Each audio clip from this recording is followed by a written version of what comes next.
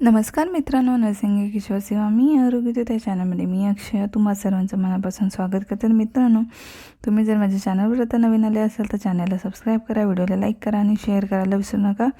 तर आजच्या व्हिडिओमध्ये मेंटल हेल्थ नर्सिंगमध्ये विचारला जाणारा 5 मार्काचा प्रश्न आहे.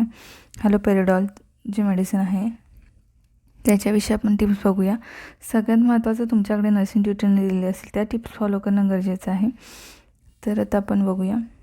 हॅलोपेरिडॉलचा शोध पॉल जॉन्सन याने लावला होता. हे 1958मध्ये बेल्जियम कंपनी जॉन्सन फार्मास्युटिका येथे विकसित केले गेले आणि त्या वर्षाच्या शेवटी बेल्जियममधल्या पहिल्या क्लिनिकला चाचण्यांना सादर केले गेले.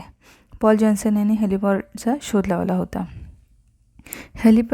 हॅलोपेरिडॉल हे अँटीसायकोटिक गुणधर्म असलेले औषध आहे. हॅलोपेरिडॉल हे काय आहे तर अँटीसायकोटिक जे गुणधर्म असलेले औषध आहे जे अतिक्रियाशीलता, आंदोलन आणि उन्माद व्यवस्थापनात विशेषतः प्रभावी मानले गेले आहे.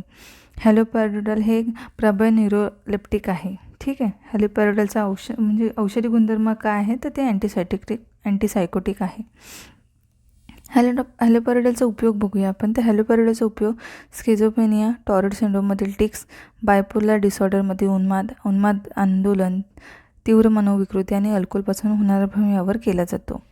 ठीक आहे. तर तुम्ही लाईनमध्ये schizophrenia, Tourette syndrome, tics, 3 bipolar disorder, उन्माद आंदोलन अशा प्रकारे मुद्दे लिहून करू शकता. मी असंच लिहिले आहे. हे तोंडाने किंवा स्नायू किंवा शिरांमध्ये इंजेक्शनद्वारे वापरले जाऊ शकते. हॅलोपेरिडॉल सामान्यतः 30 ते 60 मिनिटात कार्य करते. हॅलोपेरिडॉल आहे ते कसं आहे तर शिरांमध्ये सुद्धा दिलं जातं, ओरल पण देऊ शकतो. ठीक आहे.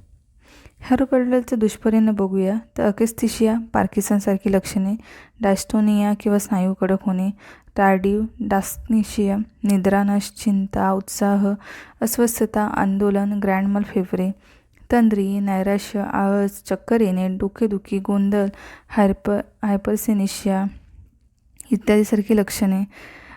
त्याच्यानंतर हायपरसिनियाची लक्षणे, हायपरथर्मिया, न्यूरोलेप्टिक मॅलिगंट सिंड्रोम, वजन वाढणे, टॅकिकार्डिया, रक्तदाबामध्ये बदल, छोटी लांबणीवर, सौम्य आणि सामान्यता, क्षणिक ल्युकोपेनिया आणि ल्युकोसायटिस, लाल रक्तपेशीच्या संकेत, किमान घट, कावील, मॅक्युलोप्युर आणि मुरुमांच्या त्वचेच्या प्रतिक्रिया इत्यादी लक्षणे ह्याच्यामध्ये असतात. हॅलोपेरिडॉलचे दुष्परिणाम, साईड इफेक्ट. तर सगळ्यात महत्त्वाचं म्हणजे मला जेवढ्या माहिती होत्या किंवा मी याच्या आधारे काढलेल्या नोट्स आहे. तुमच्याकडे एक्स्ट्रा नोट असेल तर त्या ह्याच्यामध्ये ॲड करू शकता.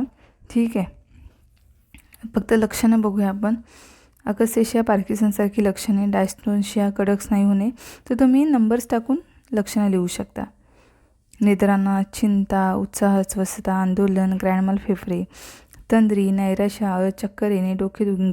तर हे अँटीसायकोटिक ड्रगचे जे साईड इफेक्ट असतात ते साईड इफेक्ट याच्यामध्ये असते. डोकेदुखी असते, हायपरसिनेशियाची लक्षणे, हायपरसिनियाची लक्षणे, हायपरथर्मिया, न्यूरोलेप्टिक मॅलिगंट सिंड्रोम, वजन वाढणे, टॅकिकार्डिया, रक्तामध्ये बदल यासारखी हॅलोपेरिडॉलचे दुष्परिणाम आहेत.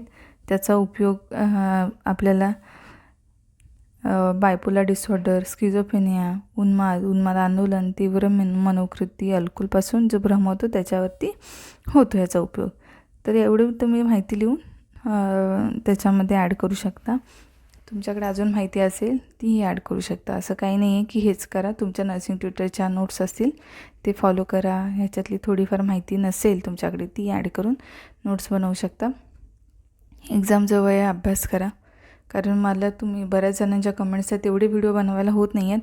मला जेवढे जमतात मी तेवढे प्रयत्न करीन. तुम्ही स्वतःचा सेल्फ स्टडी करा. तुमच्या म्हणजे जे नर्सिंग ट्युटरच्या किंवा तुमच्याकडे ज्या नोट्स आहेत त्या फॉलो करा. बुकवरती रेफर करा, स्टडी करा आणि छानपैकी पेपर लिहा. कारण हार्डली 4-5 दिवसच राहिलेत परीक्षेला, 6-7 दिवस. ठीक आहे. तर असा होता आजचा व्हिडिओ. लवकरच भेटू पुढच्या व्हिडिओमध्ये. तोपर्यंत काळजी घ्या, मस्त राहा, स्वस्त राहा. धन्यवाद.